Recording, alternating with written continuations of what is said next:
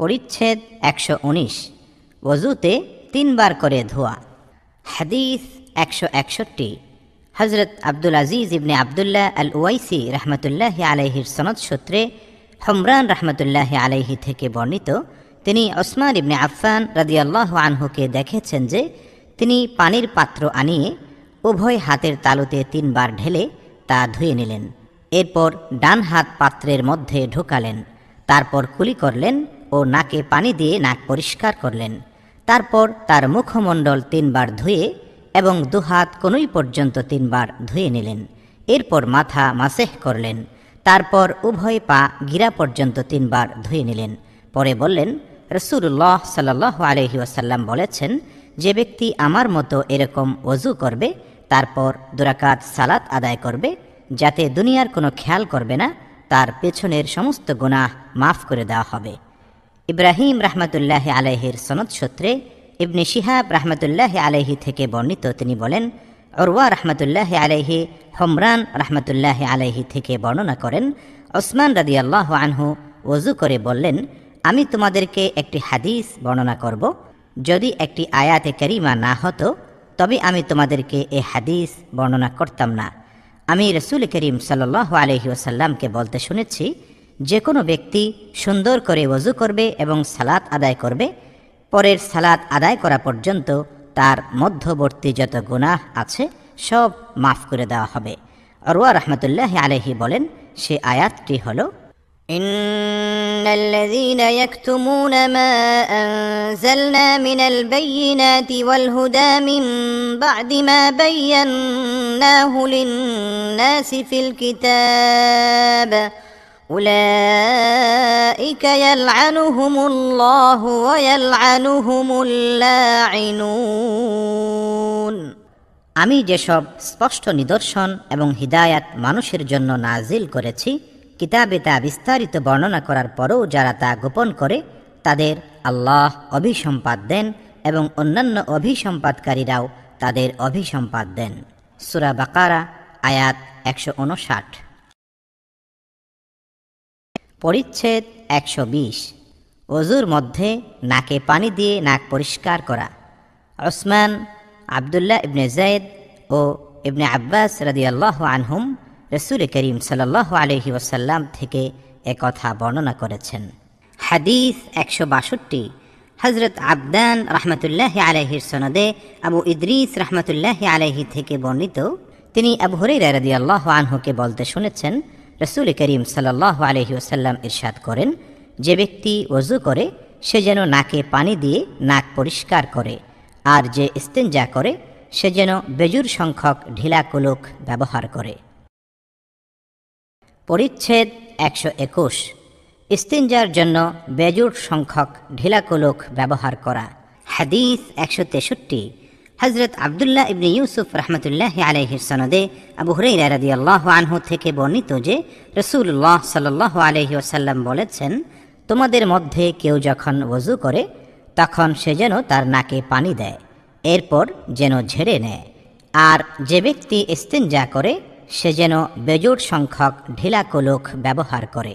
আর তোমাদের কেউ যখন ঘুম থেকে জাগে তখন সে যেন ওযুর পানিতে হাত ঢোকানোর আগে তা ধুয়ে নেয়, কারণ তোমাদের কেউ জানে না যে ঘুমন্ত অবস্থায় তার হাত কোথায় থাকে। পরিচ্ছেদ 122। 2 পা ধোয়া এবং মাসেহ না করা। হাদিস 164। হযরত মূসা রাহমাতুল্লাহি আলাইহির সনদে আব্দুল্লাহ ইবনে আমর রাদিয়াল্লাহু আনহু থেকে বর্ণিত, তিনি বলেন, রাসূল করিম সাল্লাল্লাহু আলাইহি ওয়াসাল্লাম এক সফরে আমাদের পেছনে রয়ে গিয়েছিলেন। এরপর তিনি আমাদের কাছে পৌঁছে গেলেন। তখন আমরা আসরের সালাত শুরু করতে দেরি করে ফেলেছিলাম, তাই আমরা ওযু করছিলাম এবং তাড়াতাড়ির কারণে আমাদের পা মাসেহ করার মতো হালকাভাবে ধুয়ে নিচ্ছিলাম। তখন তিনি উচ্চস্বরে বললেন, পায়ের গোড়ালিগুলোর জন্য জাহান্নামের আযাব রয়েছে। 2 বার অথবা 3 বার তিনি একথা বললেন। পরিচ্ছেদ 123। ওযুতে কুলি করা। ইবনে আব্বাস রাদিয়াল্লাহু আনহুমা ও আবদুল্লাহ ইবনে যায়েদ রাদিয়াল্লাহু আনহু নবী করিম সাল্লাল্লাহু আলাইহি ওয়াসাল্লাম থেকে তা বর্ণনা করেছেন। হাদিস 165। হযরত আবুল ইয়ামান রাহমাতুল্লাহি আলাইহির সনদে ওসমান ইবনে আফফান রাদিয়াল্লাহু আনহুর আজাদকৃত গোলাম হুমরান রাহমাতুল্লাহি আলাইহি থেকে বর্ণিত, তিনি ওসমান রাদিয়াল্লাহু আনহুকে ওযুর পানি আনাতে দেখলেন। তারপর তিনি সে পাত্র থেকে উভয় হাতের উপর পানি ঢেলে তা 3 বার ধুয়ে ফেললেন। এরপর তার ডান হাত পানিতে ঢোকালেন। এরপর কুলি করলেন এবং নাকে পানি দিয়ে নাক ঝেড়ে ফেললেন। এরপর তার মুখমণ্ডল 3 বার এবং উভয় হাত কোনই পর্যন্ত 3 বার ধুলেন। এরপর মাথা মাসেহ করলেন। এরপর প্রত্যেক পা 3 বার ধোয়ার পর বললেন, আমি রাসূল করিম সাল্লাল্লাহু আলাইহি ওয়াসাল্লামকে আমার এ ওযুর ন্যায় ওযু করতে দেখেছি এবং রাসূলুল্লাহ সাল্লাল্লাহু আলাইহি ওয়াসাল্লাম বলেছেন, যে ব্যক্তি আমার এ ওযুর ন্যায় ওযু করে 2 রাকাত সালাত আদায় করবে এবং তার মধ্যে কোনো বাজে খেয়াল মনে আসবে না, আল্লাহ তাআলা তার অতীতের সব গুনাহ মাফ করে দেবেন। পরিচ্ছেদ 124, পায়ের গোড়ালি ধোয়া। ইবনে সিরিন রাহমাতুল্লাহি আলাইহি ওযু করার সময় তার আংটির জায়গা ধুতেন। হাদিস 166, হযরত আদম ইবনে আবু ইয়াস রাহমাতুল্লাহি আলাইহির সনদে মুহাম্মদ ইবনে জিয়াদ রাহমাতুল্লাহি আলাইহি থেকে বর্ণিত, তিনি বলেন, আবু হুরায়রা রাদিয়াল্লাহু আনহু আমাদের কাছ দিয়ে যাচ্ছিলেন। লোকেরা সে সময় পাত্র থেকে ওযু করছিল। তখন তাকে বলতে শুনেছি, তোমরা উত্তম রূপে ওযু করো, কারণ আবুল কাসিম সাল্লাল্লাহু আলাইহি ওয়াসাল্লাম বলেছেন, পায়ের গোড়ালিগুলোর জন্য জাহান্নামের শাস্তি রয়েছে। পরিচ্ছেদ 125, চপ্পল পরা অবস্থায় উভয় পা ধোয়া কিন্তু চপ্পলের উপর মাসেহ না করা। হাদিস 167, হযরত আব্দুল্লাহ ইবনে ইউসুফ রাহমাতুল্লাহি আলাইহির সনদে উবাইদ ইবনে জুরাইজ রাহমাতুল্লাহি আলাইহি থেকে বর্ণিত, তিনি আব্দুল্লাহ ইবনে ওমর রাদিয়াল্লাহু আনহুমাকে বললেন, হে আবু আব্দুর রহমান, আমি আপনাকে এমন 4টি কাজ করতে দেখি যা আপনার অন্য কোনো সঙ্গীকে করতে দেখি না। তিনি বললেন, ইবনে জুরাইজ, সেগুলো কি? তিনি বললেন, আমি দেখি, 1, আপনি তাওয়াফ করার সময় রুকনে ইয়ামানি 2টি ব্যতীত অন্য রুকন স্পর্শ করেন না। 2, আপনি সিবতি পশমবিহীন চপ্পল পরিধান করেন। 3, আপনি কাপড়ে হলুদ রং ব্যবহার করেন। 4, আপনি যখন মক্কায় থাকেন লোকে চাঁদ দেখে ইহরাম বাঁধে, কিন্তু আপনি তারবিয়ার দিন অর্থাৎ 8ই জিলহজ না এলে ইহরাম বাঁধেন না।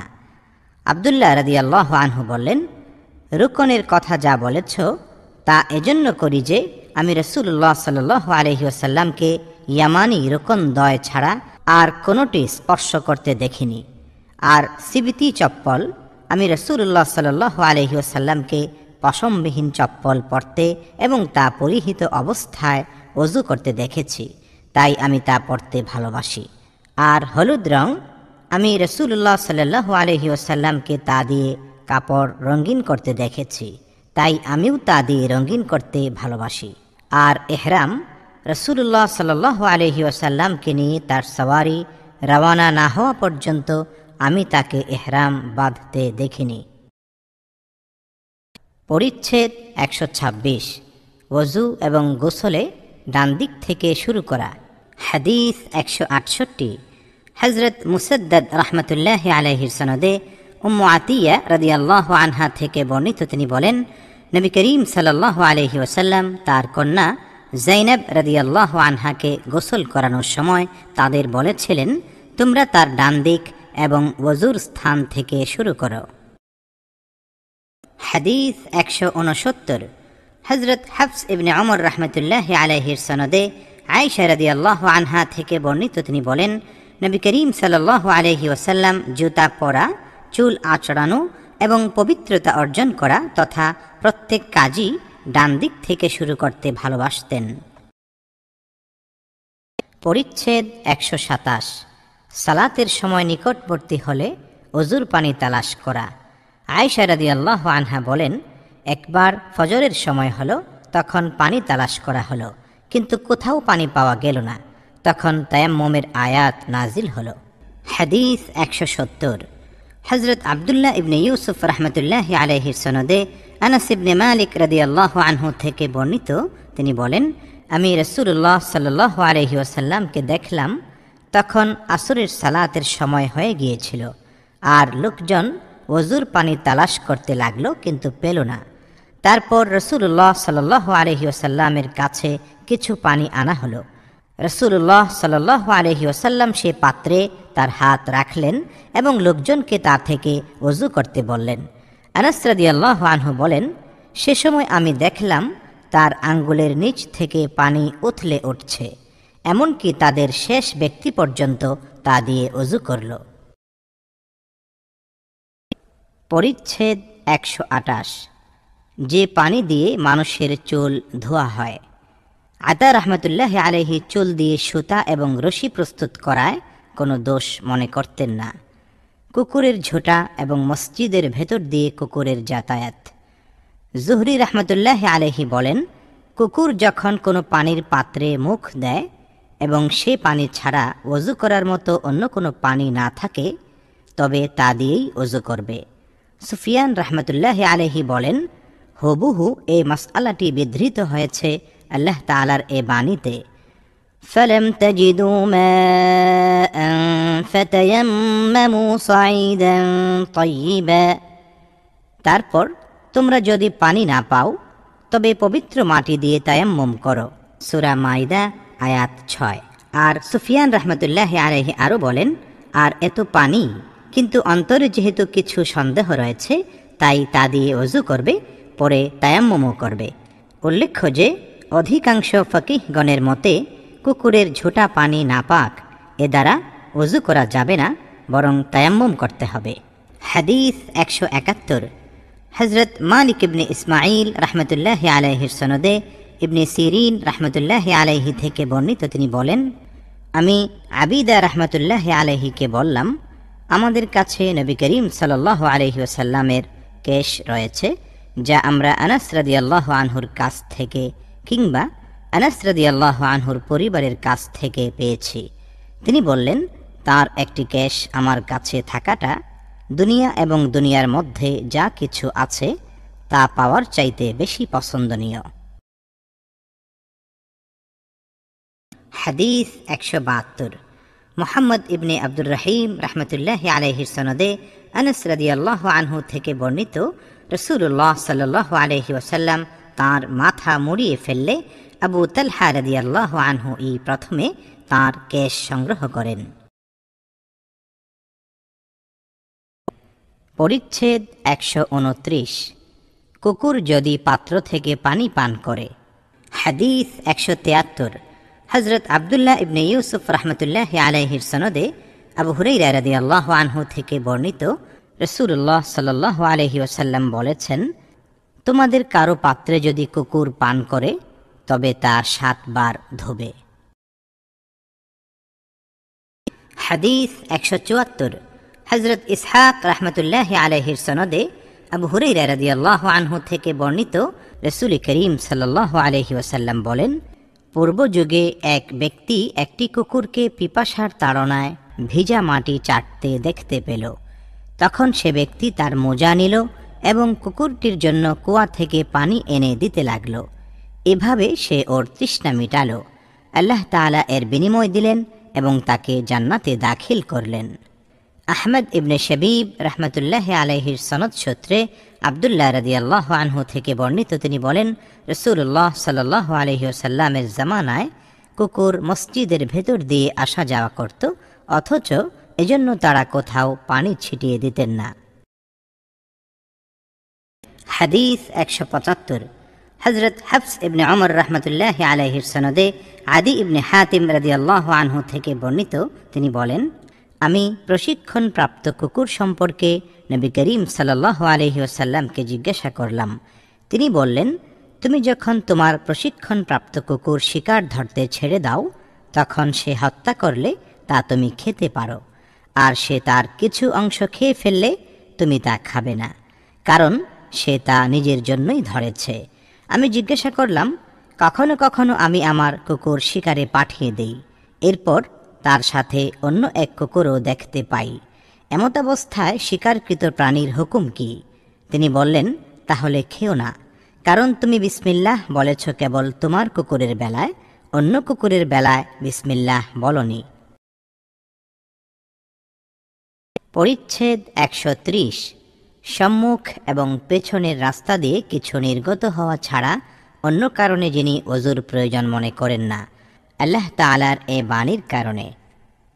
আও জাআ আহাদুম মিনকুম মিনাল গায়িত, অথবা তোমাদের কেউ শৌচস্থান থেকে আসে। সূরা নিসা আয়াত 43।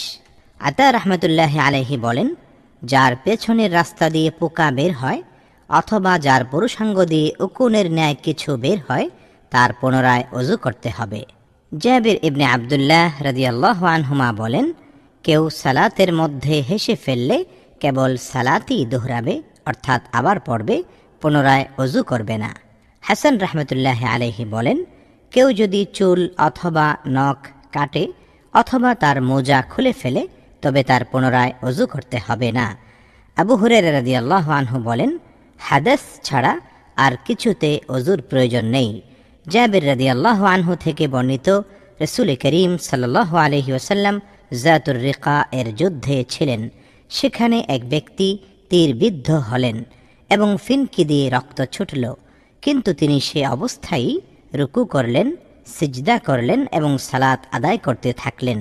হাসান রাহমাতুল্লাহি আলাইহি বলেন, মুসলিমগণ সবসময় তাদের জখম অবস্থায় সালাত আদায় করতেন এবং তাউস রাহমাতুল্লাহি আলাইহি, মুহাম্মদ ইবনে আলী রাহমাতুল্লাহি আলাইহি, আতা রাহমাতুল্লাহি আলাইহি ও হিজাজবাসীগণ বলেন, রক্তক্ষরণে ওযু করতে হয় না। ইবনে ওমর রাদিয়াল্লাহু আনহুমা একবার একটি ছোট ফোড়া টিপ দিলেন, তা থেকে রক্ত বের হলো, কিন্তু তিনি ওযু করলেন না। ইবনে আবু আউফা রাদিয়াল্লাহু আনহু রক্ত মিশ্রিত থুতু ফেললেন, কিন্তু তিনি সালাত আদায় করতে থাকলেন। ইবনে ওমর রাদিয়াল্লাহু আনহুমা ও হাসান রাহমাতুল্লাহি আলাইহি বলেন, কেউ শিঙ্গা লাগালে কেবল তার শিঙ্গা লাগানো স্থানেই ধোয়া প্রয়োজন। হাদিস 176। হযরত আদম ইবনু আবি ইয়াস রাহমাতুল্লাহি আলাইহির সনদে আবু হুরায়রা রাদিয়াল্লাহু আনহু থেকে বর্ণিত, তিনি বলেন, রাসূলুল্লাহ সাল্লাল্লাহু আলাইহি ওয়াসাল্লাম বলেছেন, বান্দা যে সময়টা মসজিদে থেকে সালাতের অপেক্ষায় থাকে তার সে পুরো সময়টাই সালাতের মধ্যে গণ্য হয়, যতক্ষণ না সে হাদাস করে। এক অনারব ব্যক্তি বলল, হাদাস কি হে আবু হুরায়রা? তিনি বললেন, শব্দ করে বায়ু বের হওয়া। হাদিস 177। হযরত আবুল ওয়ালিদ রাহমাতুল্লাহি আলাইহির সনদে আব্বাদ ইবনে তামিম রাহমাতুল্লাহি আলাইহি তাঁর চাচার সূত্রে বর্ণনা করেন, রাসূল করিম সাল্লাল্লাহু আলাইহি ওয়াসাল্লাম বলেছেন, কোনো মুসল্লি সালাত থেকে ফিরবে না যতক্ষণ না সে শব্দ শুনে বা গন্ধ পায়। হাদিস 178। হযরত কুতাইবা রাহমাতুল্লাহি আলাইহির সনদে মুহাম্মদ ইবনুল হানফিয়া রাহমাতুল্লাহি আলাইহি থেকে বর্ণিত, তিনি বলেন, আলী রাদিয়াল্লাহু আনহু বলেছেন, আমার বেশি বেশি মজি বের হতো, কিন্তু আমি রাসূলুল্লাহ সাল্লাল্লাহু আলাইহি ওয়াসাল্লামের কাছে এ সম্পর্কে জিজ্ঞাসা করতে লজ্জাবোধ করছিলাম। তাই আমি মিকদাদ ইবনে আসওয়াদ রাদিয়াল্লাহু আনহুকে অনুরোধ করলাম তিনি যেন রাসূলুল্লাহ সাল্লাল্লাহু আলাইহি ওয়াসাল্লামের কাছে জিজ্ঞাসা করেন। তিনি তাকে জিজ্ঞাসা করলেন, তিনি বললেন, এতে শুধু ওযু করতে হয়।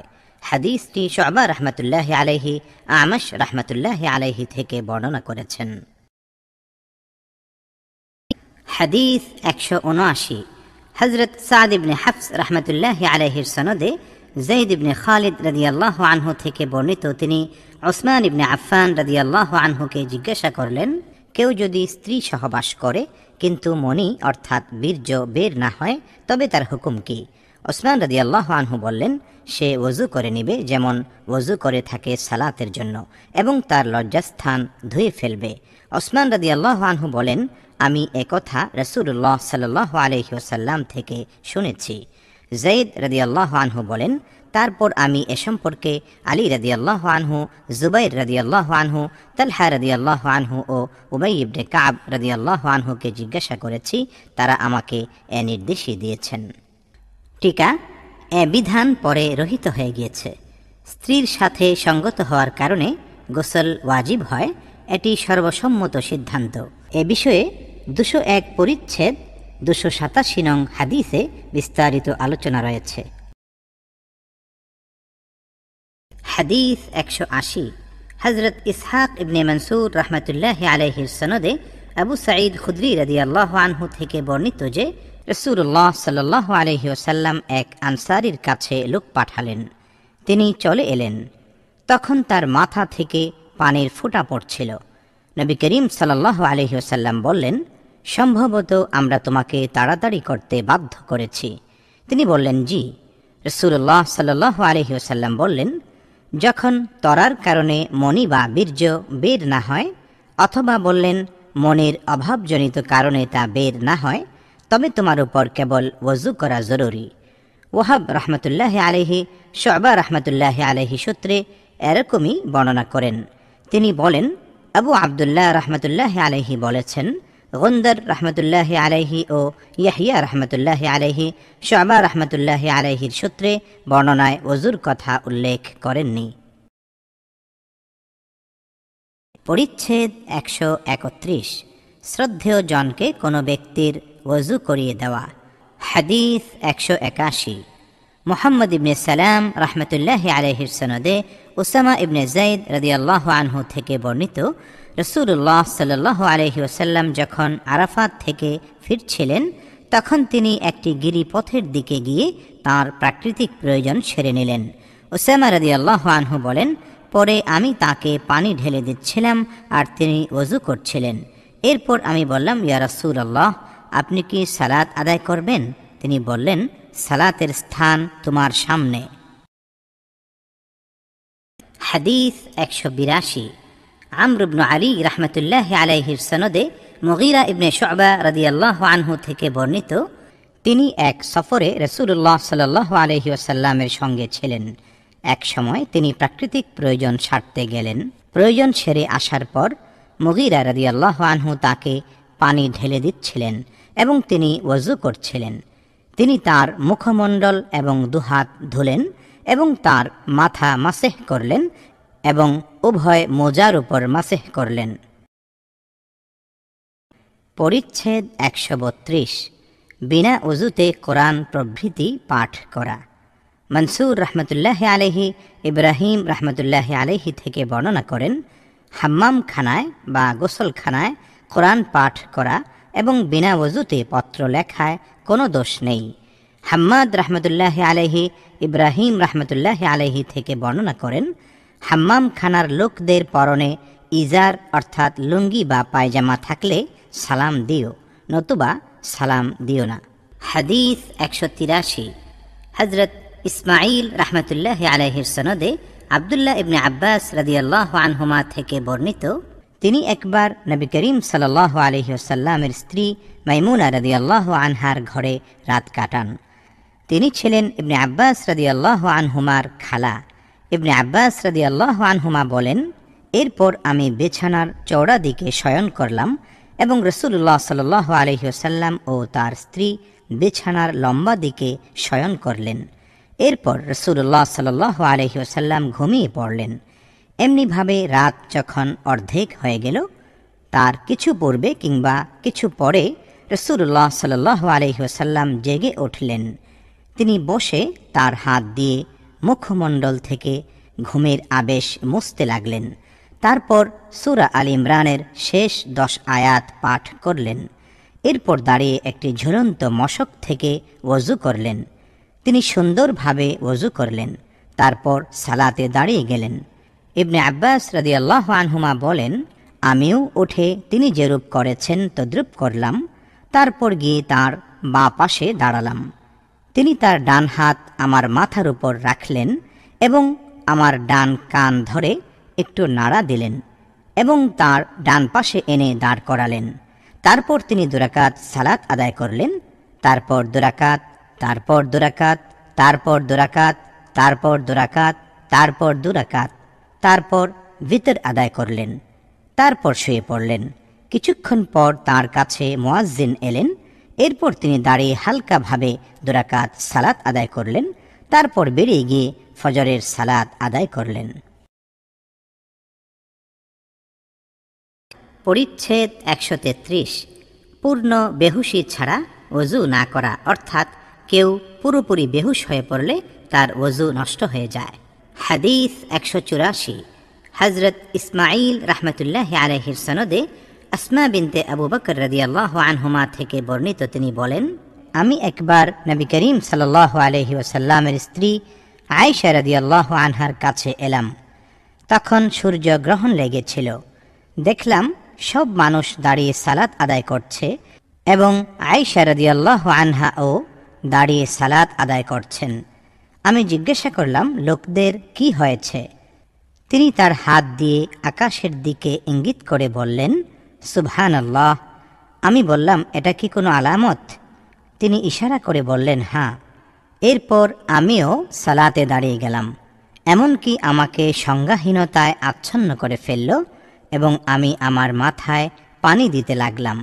তারপর রাসূলুল্লাহ সাল্লাল্লাহু আলাইহি ওয়াসাল্লাম মুসল্লিদের দিকে ফিরে আল্লাহর প্রশংসা ও মহিমা বর্ণনা করে বললেন, যেসব জিনিস আমি ইতিপূর্বে দেখিনি সেসব আমার এই স্থানে আমি দেখতে পেয়েছি, এমনকি জান্নাত এবং জাহান্নামও। আর আমার কাছে ওহী পাঠানো হয়েছে যে কবরে তোমাদের পরীক্ষা করা হবে দাজ্জালের ফিতনার ন্যায় অথবা তার কাছাকাছি। বর্ণনাকারী বলেন, আসমা রাদিয়াল্লাহু আনহা কোনটি বলেছিলেন আমি জানি না। তোমাদের প্রত্যেকের কাছে ফেরেশতা উপস্থিত হবে এবং তাকে জিজ্ঞাসা করা হবে, এ ব্যক্তি সম্পর্কে তোমার কি জ্ঞান আছে?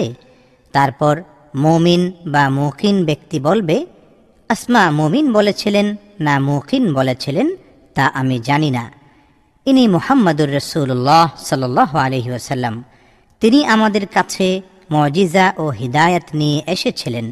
আমরা তার ডাকে সাড়া দিয়েছি, তার প্রতি ঈমান এনেছি এবং তার অনুসরণ করেছি। তারপর তাকে বলা হবে, নিশ্চিন্তে ঘুমাও, আমরা জানলাম যে তুমি মুমিন ছেলে। আর মুনাফিক বা মুরতাব অর্থাৎ সন্দেহ পোষণকারী বলবে, আমি জানি না। আসমা এর কোনটি বলেছিলেন তা আমি জানি না। লোকজনকে এর সম্পর্কে কিছু একটা বলতে শুনেছি আর আমিও তাই বলেছি। পরিচ্ছেদ ১৩৪। পূর্ণ মাথা মাসেহ করা। আল্লাহ তাআলার এই বাণীর পরিপ্রেক্ষিতে ওয়ামসাহু বিরুউসিকুম, আর তোমাদের মাথা মাসেহ করো। সূরা মায়দা আয়াত ৬। ইবনুল মুসাইয়িব রাহমাতুল্লাহি আলাইহি বলেন, স্ত্রীলোকও এক্ষেত্রে পুরুষের সমপর্যায়ে, সে তার মাথা মাসেহ করবে। ইমাম মালিক রাহমাতুল্লাহি আলাইহিকে জিজ্ঞাসা করা হলো, মাথার কিছু অংশ মাসেহ করা কি যথেষ্ট হবে? তিনি আব্দুল্লাহ ইবনে যায়েদ রাদিয়াল্লাহু আনহুর হাদিস দলিল হিসাবে পেশ করলেন। হাদিস ১৮৫।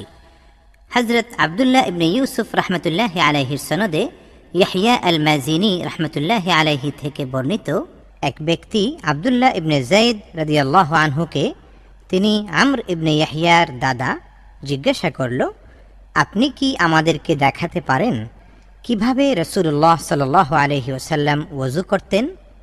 আব্দুল্লাহ ইবনে যায়েদ রাদিয়াল্লাহু আনহু বললেন, হ্যাঁ। তারপর তিনি পানি আনালেন, হাতের উপর সে পানি ঢেলে দুবার তার হাত ধুইলেন। তারপর কুলি করলেন এবং ৩ বার নাকে পানি দিয়ে ঝেড়ে পরিষ্কার করলেন। এরপর চেহারা ৩ বার ধুইলেন। তারপর দুহাত কনুই পর্যন্ত 2 বার করে ধুইলেন। তারপর দুহাত দিয়ে মাথা মাসেহ করলেন, অর্থাৎ হাত দুটি সামনে এবং পেছনে নিলেন। মাথার সম্মুখ ভাগ থেকে শুরু করে উভয় হাত গর্দান পর্যন্ত নিলেন। তারপর আবার যেখান থেকে নিয়েছিলেন সেখানেই ফিরিয়ে আনলেন। তারপর 2 পা ধুইলেন।